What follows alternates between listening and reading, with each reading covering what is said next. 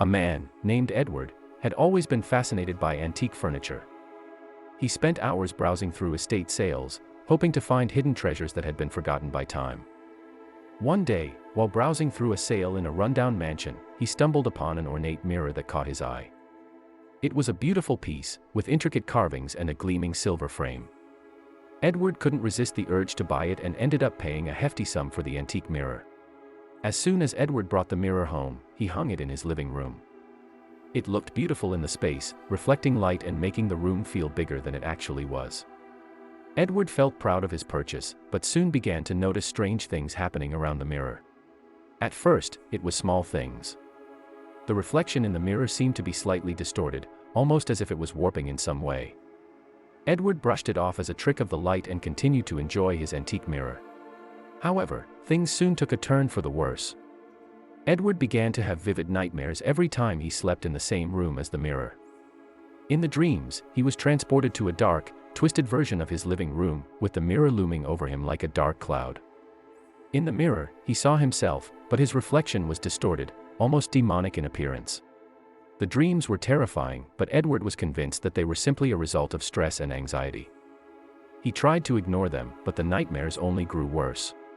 One night, Edward decided to stay up and watch the mirror to see if anything strange happened. He sat in front of the mirror for hours, watching his own reflection in the glass. It was then that he noticed something odd. His reflection wasn't just distorted, it was changing. He watched in horror as his eyes turned black and his skin grew pale. His reflection seemed to be aging rapidly, with deep lines appearing on his face and his hair turning gray. Suddenly, a voice whispered in his ear. "Edward," it said, "I see you." Edward jumped back in fright, but the voice continued to whisper in his ear, growing louder with each passing moment.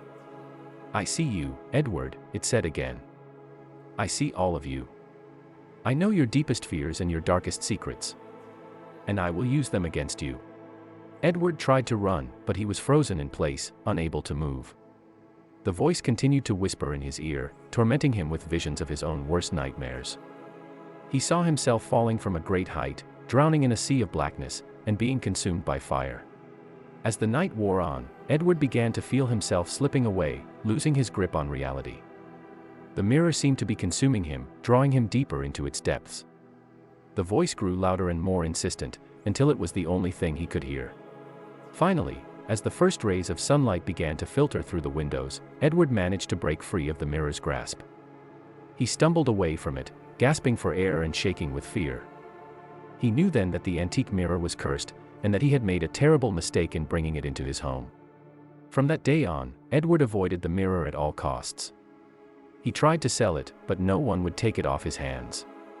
It seemed as though the mirror had a hold on him, and that he would never be able to escape its clutches. In the end, Edward was forced to live with the cursed mirror, haunted by its whispers and visions.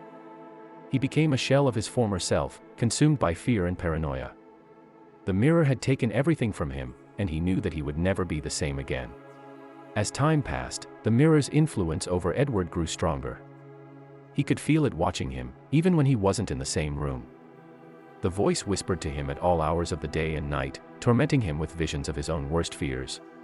Eventually, Edward became a recluse, refusing to leave his home or even speak to anyone.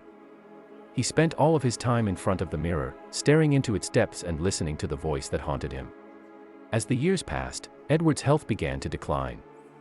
He lost weight and grew increasingly frail, with deep circles under his eyes and a haunted look in his gaze.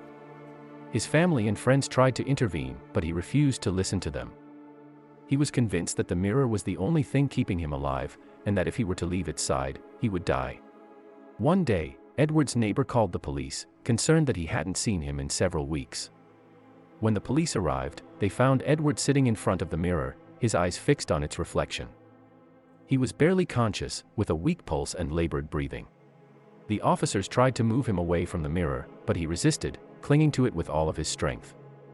It was only after they had pried the mirror from his hands that they realized what was going on. As soon as the mirror was removed from Edward's possession, it shattered into hundreds of pieces, sending shards of glass flying in all directions.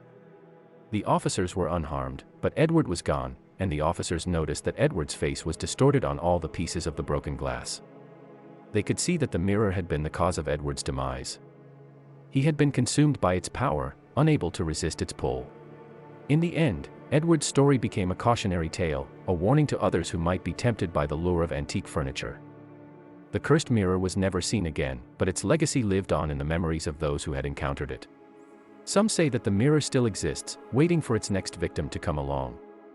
Others believe that it was destroyed in the act of consuming Edward's soul. Whatever the truth may be, one thing is certain: the curse of the antique mirror will never be forgotten, and those who seek out such treasures do so at their own peril.